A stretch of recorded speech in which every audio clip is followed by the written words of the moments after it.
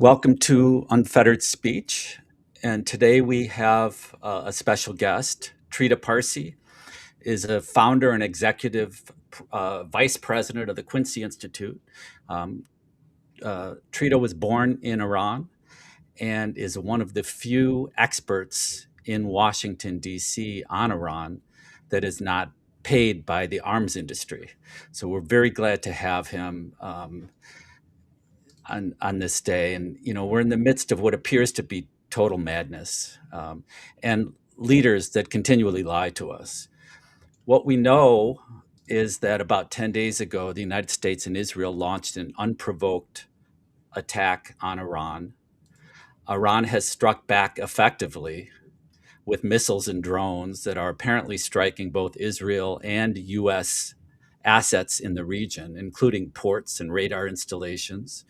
We don't know why our president ordered this attack on Iran or what the mission is. It seems likely that our president was misled into believing that Iran was weak and that by killing its 87-year-old supreme leader, that the country would crumble and collapse. It also appears that on the first day of the war, a U.S. Tomahawk missile struck a girls' school in southern Iran and killed about 160 little girls. President Trump has told us that Iran was responsible for this, but that story seems to have fallen apart. Meanwhile, our Secretary of War, Hegseth, is bragging about unleashing death and destruction from the sky all day long on Iran. So, Trita, can you give us some clarity on what is happening and why? I wish I could, because this is really unclear. What I think we can see is that there was a plan. It was highly unrealistic, based on false assumptions, sold to Trump by the Israelis. And as that plan came crashing down, the administration has essentially lost control over this war. The war planning is in disarray. One day they're talking about arming the Kurds, the next day they're talking about a land invasion of the US itself. And we're seeing that the goals are shifting, the objectives are shifting, the justification is shifting, and the planning is shifting. That is the very definition of them actually not having a plan. And Witkoff was on CNBC today. He was asked, how does this end? And I think in a moment of honesty, he just said it. I don't know. Now, you say that Trump was sort of brought into this by Israel. Is that what are the forces? And first of all, was he misled? And what are the forces that are misleading him? I think he was misled to believe that the Iranians are much weaker than they are. But that was not just a position the Israelis took, that was a position many others took as well. It was a lot of wishful thinking. I mean, if you take a look at the protests back in December, and I'm not talking about the January 8th and 9th when the protests actually became massive, but in December 28th, 29th, the protests were actually very small. But immediately the reporting on social media and on mainstream media was that this is existential for the theocracy. And they were asking questions. Is this the end of the theocracy? Will it fall? This was entirely exaggerated and very much based on this false belief that the regime was much weaker than it was. And that erroneous assumption led to failed diplomacy because Trump believed that Iran was so weak that it simply had no option but to surrender. And then it also led to the war because Trump thought that, well, once the threats of war are made, they will back down, they will surrender. And of course they didn't. And now it has led to a scenario in which the war planning is turning it into a quagmire because, again, the assumption was that they're much weaker than they are. No, I began this by talking about Iran experts in DC that are paid by the arms industry. A lot of those work for think tanks. Does some of this bad information uh, come percolate through these Washington D.C. think tanks with these experts about how weak Iran is and about how easy this is going to be? Uh, Absolutely, undoubtedly, that there's a lot of people in Washington who have been pushing this line. Perhaps they believed it themselves, mindful of the fact that many of them, frankly, don't. They're not justified calling themselves experts. And they're out of touch with Iran. I think they're in touch with certain segments inside of Iranian society who are extremely upset, and rightfully so, with the theocracy, and who have given up on any idea or belief in change from within, reform, etc., and managed to give the impression that that is the view of the rest of the country or the vast majority. The vast majority, I do believe, want to see a different regime. But I don't think the vast majority want to see a change in regime at any cost, including invasion, intervention, or war or civil war. But there's a very, very small minority that does. And I think a lot of these folks who claim to be Iran experts have primarily talked to that specific segment. Now, you talk about the protests in the streets and that there is dissatisfaction with the government. Now, one thing that we've learned is that, from our Secretary of Treasury, Scott Bessent, he bragged about how the United States sanctions collapsed the Iranian economy, brought people out into the street. We've heard other reports that Israel forces, maybe the CIA, helped arm some of the protesters. What can you tell us about how generic, how grassroots these protests were, and whether there's other forces um, that contributed to bringing people out in the streets and sort of softening the public opinion for a war with Iran? I think it's important to recognize that several things can be true at the same time. I think there was a real protest movement because people are really upset. I think some of them went out. Actually, a very large number of them went out because the son of the Shah, the former Shah, urged them to go out, and they thought that perhaps this was a moment in which the regime would collapse. But it's also true that there were other elements who were working under the shadow of these protests. And many of these, or I would say the vast majority of these protests, had no idea about this, no connection to them, not supporting them.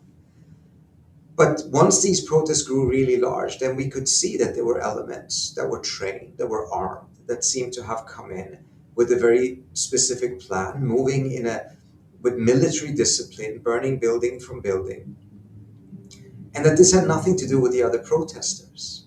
But they needed mass protest at night to be able to operate in that manner. I spoke to someone who was on the streets on January 8th. He had been in most protests in the past.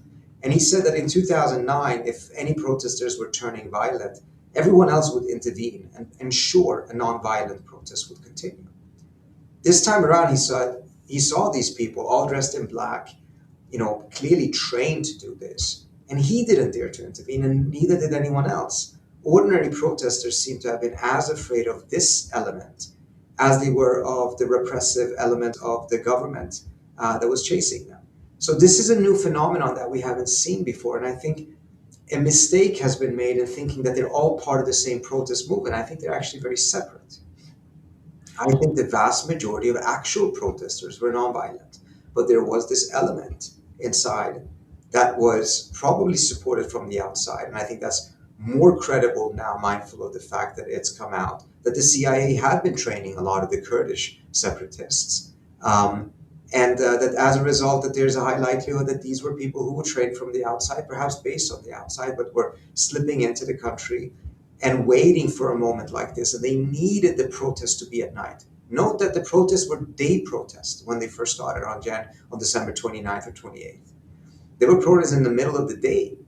Later on, they turned into night protests. And under the shadow of darkness and the shadow of all of these mass protests, that's when you could see this mass violence. And then at the same time, you saw probably a panicked reaction from the government that ended up leaving thousands of people, the vast majority of them probably just legitimate protesters, killed. Trita, one of the supposed justifications for this war is Iran's nuclear program. But now we see that one of the first acts, I guess, by Israel was to kill the supreme leader. Um, and he, correct me if I'm wrong, but he had issued a fatwa against Iran pursuing a nuclear weapon. Now he's dead. His son has taken over. What can you tell us about the son? Is he going to continue the father's fatwa against pursuing a nuclear weapon? Is he going to have his own course? What is the um, what do you know about the reaction of Iranians to the appointment of the new leader and the execution of the old leader? Have they rallied? Are they celebrating his death, or are they rallying to protect the sovereignty of their country? So, several questions there. Let me start off with the first one. Um, we don't know which direction the new supreme leader will go when it comes to the nuclear issue. The fatwa essentially dies with the previous supreme leader, and whether it will be reissued or not remains to be seen. But I don't think this is on top of their agenda at this point. And if they ever were to reissue it, it would have to be part of a deal. I don't think they would do it preemptively. And we have to recognize that opinion in Iran amongst the public, but also amongst the elite, has changed on this issue. There's a lot of people who believe that it was a mistake for the Iranians not building a nuclear weapon. And they probably believe that it will be very difficult for the Iranians to prevent another war unless they do build a nuclear weapon. But I don't think at this point we have any evidence that any decision has been made. And I would say that most likely this is not on the agenda right now because they're fighting a war. And within that war, they don't have the bandwidth to be able to deal with some of these issues. That's my suspicion. I'm not 100% sure. In regards to popularity, etc., um, they're clearly the base of the regime that probably is no longer than 15 to 20%. They were not happy, of course. They felt insulted by the assassination by Israel, and some other people did as well. Not that they supported Khamenei. Perhaps they were even happy that he was gone, but still not comfortable with the idea that this was done by the Israelis. And then when you had the new supreme leader come in, I think something very important happened here. I don't think the son of the supreme leader would have become supreme leader had it not been for the fact that his father, mother, wife, and child had been killed. I don't think there was that support for the son of a supreme leader to take over, mindful of the fact that it's starting to look too similar to a monarchy. Right. But because he was killed, because the supreme leader's son himself almost was killed, because Trump said that he is unacceptable to Trump, I think, frankly, that dramatically increased the likelihood that would choose him. And the signal they want to send is that they're not backing off, and they're certainly not going to surrender. And there was no one else that they could have chosen that would have signaled that as clearly as selecting the person who just had his wife, child, and parents killed. Trita, I've heard you say that Iran can survive this war, but it could not survive a surrender. Uh, can you explain what you meant by that? So, what I said is that the current theocracy, the government system, believes that it can survive a war, but it could not survive a surrender. Part of the reason for this is, as I mentioned, their support base is only 15 to 20%, which means that when you're ruling through the support of that minority becomes extremely important. You cannot afford to lose them.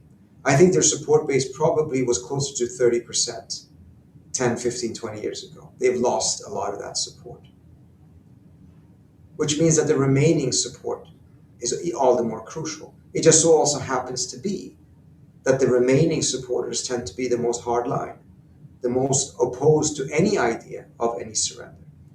And as a result, they cannot survive alienating that support group.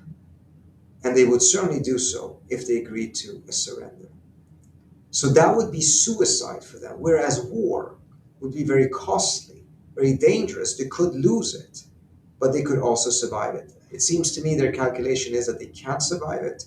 And so far, that calculation seems to be true. One of the calculations, or maybe that leads to the misinformation that our president has, is that Iran is isolated. It can't take on. It's going to have to take on all these Gulf states and the U.S. and Israel. What about Russia and China? What is the relationship between Iran, Russia, and China? Are they receiving significant support from either of these uh, major powers? We don't know the level of support that they're receiving, but it appears very likely that they're at a minimum support received by the Iranians from Russia and China when it comes to intelligence, targeting data. And I suspect that because the theocracy has survived, because the United States has failed, because the US's war plans are in disarray, because the Iranians have managed to inflict the cost on the US, the likelihood that the Iranians will receive more support actually has increased. Because now supporting the Iranians actually has a return on investment, which would not have been the case if they were just supporting them in the hope that they would survive. One last question for you, Trita, and that is about diplomacy. Um, we've never really had full diplomacy with Iran, even under Obama, who did try and did make some progress, but it was never done out in the open with Obama meeting with supreme leaders. It was always back channel, the way I remember it. What about real diplomacy? We really don't practice diplomacy anymore in this country. It seems like the State Department is just an arm of the Pentagon since 9/11. Is there a chance that we could come out of this with actual diplomacy, a U.S. embassy? Is that pie in the sky, or is that possible? I fear that any actual reconciliation is far, far further away from reach than it ever has been since the mid 1990s at this point. That is one of the major achievements of the Israelis in this war. The prospects of a real US rapprochement, reconciliation, is now been pushed back at least 2 or 3 decades. Diplomacy, direct diplomacy between the United States and Iran may also be even more politically costly on both sides going forward.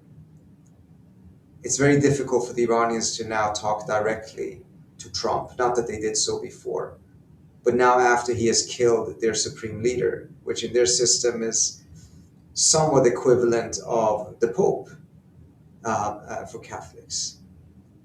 So I think the prospects of that is much, much smaller than it was before. The necessity of it, however, I think has grown. All wars end with some form of diplomacy. And I think this one will do so as well. But it will not be the type of open diplomacy aimed at really establishing a better relationship, but one that only will be aimed at trying to find some sort of a ceasefire that is stable. Well, I really appreciate your time, Trita, Thank you. and hope you'll come back. Absolutely. All Thank right. you so much for having me. I appreciate it. Thank you. Thank you.